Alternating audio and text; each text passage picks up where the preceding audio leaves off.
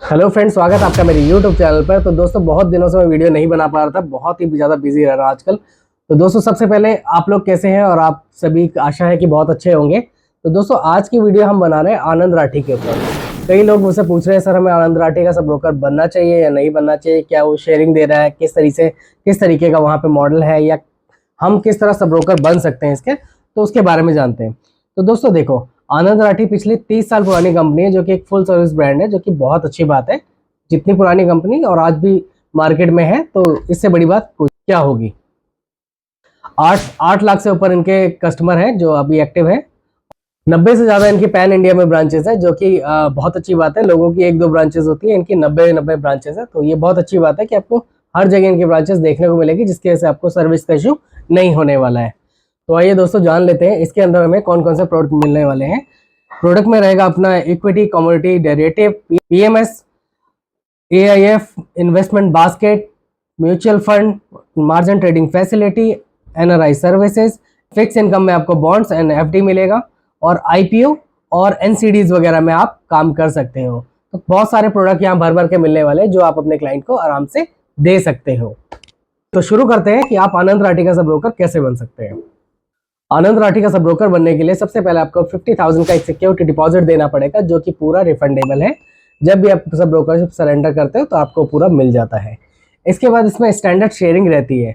अब ब्रोकेज की शेयरिंग आप देखोगे तो इसमें 2 टाइप से मॉडल रहेगा। पहला रहेगा स्टैंडर्ड शेयरिंग रहेगी इनकी 70%। दूसरा रहेगा, अगर आप पहले से एग्जिस्टिंग सब ब्रोकर हो कहीं पे, या आपके पास बिजनेस है, या आप बिजनेस करना चाह रहे हो जिसमें आप बहुत अच्छे लेवल पे कर सकते हो, तो आपको वहाँ पे आप 70 से 80% अब तक आप जा सकते हो। तो सब ब्रोकरशिप लेने के लिए आपके पास कुछ डॉक्यूमेंट होने चाहिए, जिनमें आपका पहले नंबर पर रहेगा Aadhaar card, PAN card, cancel cheque, photo, email ID, number, education proof. ये सारे डॉक्यूमेंट आपके पास होने चाहिए सब ब्रोकरशिप लेने के लिए।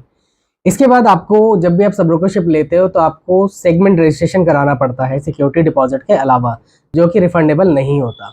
तो अगर आप NSE का कोई भी सेगमेंट लेते हो, जैसे NSE में हम लोग 2 सेगमेंट में काम करते हैं, करेंसी में भी काम नहीं हो रहा, NSE cash, NSE future option. तो NSE कैश और फ्यूचर ऑप्शन पर सेगमेंट फीस रहेगा आपका 5,900 रुपये। इसके अंदर GST इंक्लूड है। तो अगर आप दोनों सेगमेंट लेना चाहते हो तो मल्टीप्लाई बाई 2, 11,800 आपका रजिस्ट्रेशन फीस बनेगा। इसी तरह BSE में 2 सेगमेंट में काम होगा, BSE कैश और BSE फ्यूचर ऑप्शन, जिसे हम सेंसेक्स ट्रेडिंग भी कहते हैं। अगर आप दोनों सेगमेंट पे रजिस्ट्रेशन करना चाहते हो तो मल्टीप्लाई बाई 2 होगा। सिंगल में करना चाहते हो तो 4,720 रुपये आपका एक सेगमेंट का फीस रहेगा। और कुछ लोग गोल्ड सिल्वर में भी ट्रेड करते हैं, क्रूड, NG वगैरह में, तो उनके लिए M6 का जो रजिस्ट्रेशन चार्ज रहेगा वो रहेगा 2,360 रुपये। और दोस्तों, साथ के साथ आजकल क्या है कि आप सब ब्रोकरशिप लेते हो तो आपको AMC भी लगती है। तो ये बहुत ज़रूरी है आपके लिए जानना कि आपको, अगर आप सब ब्रोकरशिप ले रहे हो तो साल में आपको अप्रैल में एक बार AMC देनी पड़ेगी। जी हाँ दोस्तों, अप्रैल में। मान लो आपने अभी अक्टूबर चल रहा है तो आपको अप्रैल में AMC लगेगी। तो ये हर अप्रैल में आपको लगने वाली है, हर साल। AMC इस तरीके से रहेगी, मान लो आपने NSE के सारे सेगमेंट ले रखे हैं, पर NSE के सारे सेगमेंट का आपने फीस दिया था एक एक सेगमेंट में, कैश का अलग, फ्यूचर का अलग, अलग अलग फीस दी थी। बट आपको जो AMC देनी होगी वो पूरे एक्सचेंज के ऊपर देनी होगी। तो पूरे एक्सचेंज के ऊपर आपका NSE की फीस देनी होगी। NSE का AMC रहेगा 5,900। इसी तरह BSE का AMC रहेगा 4,720। ये आपको देना पड़ेगा।